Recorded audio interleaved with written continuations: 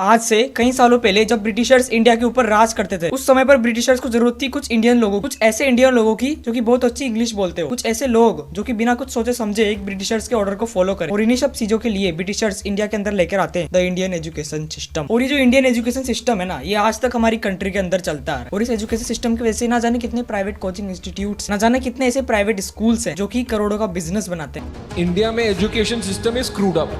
इस तरीके की हरकतें ये कंपनी कर ही रही है। सरकार से इन कोचिंग संस्थानों को बंद करने की अपील की है। और जो फर्स्ट रैंक ले आएगा, कोचिंग इंस्टीट्यूट्स ऐसे बैठे होते हैं, इसको मैं पकड़ूंगा, इसको मैं पकड़ूंगा, इसको। उसका नहीं हुआ सिलेक्शन, तुम उसको क्यों झूठी सांत्वना दे रहे हो? जब उसके अटेम्प्ट्स खत्म हो जाते हैं तो बिल्कुल एक टूटा हुआ इंसान बनकर निकलता है उस प्रक्रिया से।